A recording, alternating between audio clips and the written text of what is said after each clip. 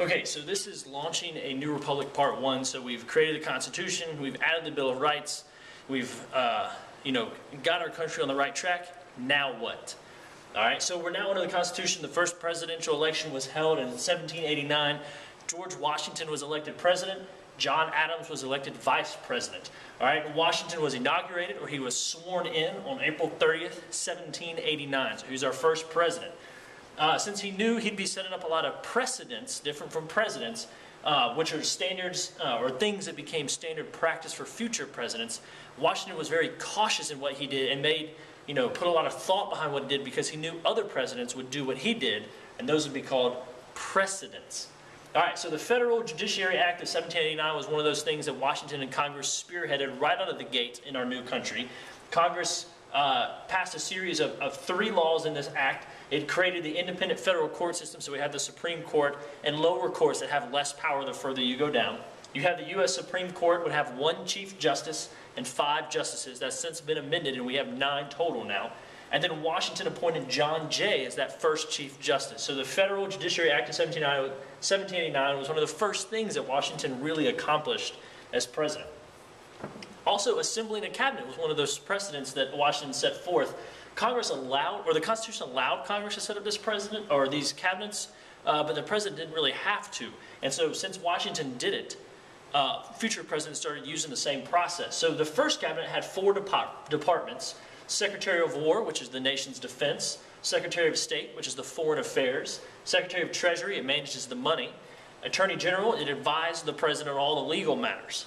The Constitution didn't mention directly that Washington could seek help from his cabinet, as I stated before, but because he did, all future presidents still seek their advice of their cabinet to make sure they're making informed, proper decisions. They kind of have a well-rounded view of what's going on. So he set a large precedent for moving forward. Now we get into the fact that our government has a huge debt after the American Revolution. We borrowed millions of dollars from other countries and even some of our most wealthiest citizens here in America. So Alexander Hamilton was Washington's Secretary of Treasury. And remember, that's the person that handles all our money in the national government. And after the American Revolution, we had a $52 million debt. And we owed a lot of countries and a lot of people a lot of money.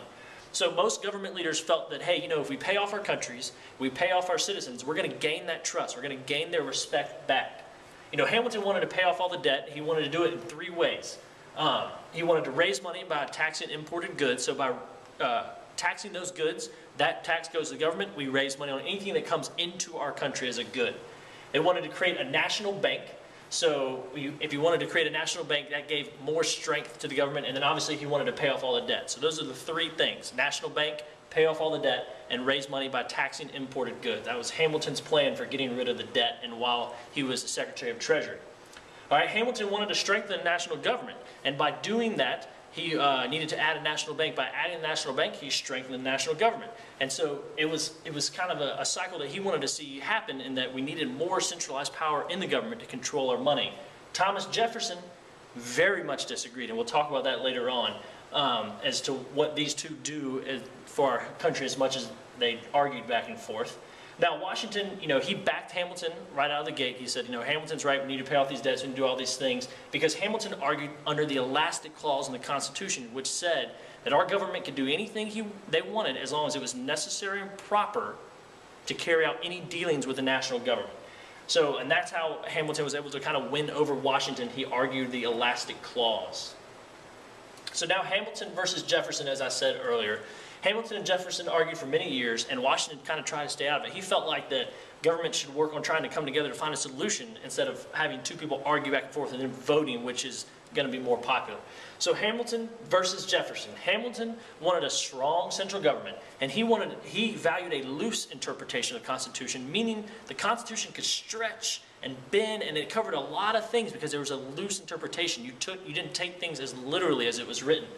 Jefferson was the complete opposite. He wanted a less powerful government. They were still afraid of that kind of tyrant rule, and so he wanted a strict interpretation of the Constitution. So what was written is what we did. All right, and they kind of went at it for a long time, and eventually they gained supporters, and you begin to see the beginnings of a political party. You have Hamilton and his supporters versus Jefferson and his supporters. Now, Washington had to deal with a lot of policies, both domestic, foreign, social, economically, all this stuff, and he had to address those as president. One of the first ones is that we were still dealing with Native Americans wanting to fight us back for us coming in and taking their land, which makes perfect sense. They don't want to give up their land, so they're going to fight us back and try to keep it. Well, unfortunately, they lost, and they ended up signing the Treaty of Greenville, which basically gave all the area around Ohio and that kind of Midwest area to the United States, and that's where we begin to see the birth of some of those states. And so that was one of the first major problems Washington dealt with. He also wanted to raise money to pay off war debt, and so he agreed to allow Hamilton to begin taxing whiskey. Now, whiskey is a type of alcohol that is made from corn or grain. If it was made from corn, it was kind of considered a better whiskey. If it was made from grain, it was considered a lower whiskey. But I tell you what, people back then drank some whiskey. All right, it was used as money to trade goods back and forth. People would give you whiskey if you would give them goods back, and then it also sold and made a lot of money. So farmers were mad because they made this whiskey from corn and their grain, and they used it to buy things, trade. You know, hey, we'll give you some whiskey if you give us some, vegetables, or they could sell it and make a lot of money. So when they tax this stuff, that means every time they bring it in, they got to turn some of their profits over to the government, and that made farmers incredibly angry. So they all kind of banded together. In the summer of 1794, farmers kind of started what we now know as the Whiskey Rebellion, and they burned the homes of a lot of their local tax collectors. Well, Washington kind of took this as a chance to send in troops and show that he could squash a rebellion, because those people, those farmers, were the kind of people that had fought in the American Revolution. They knew how to win a war. So that kind of worried Washington. So he sent troops in, and he did squash a rebellion. And this kind of showed that we had a strong national government, and that Washington could enforce laws even deep back into the backcountry. And so this is Washington's presidency. The part 2 video will talk more specifically about John Adams, the second president, and what our government looked like after Washington.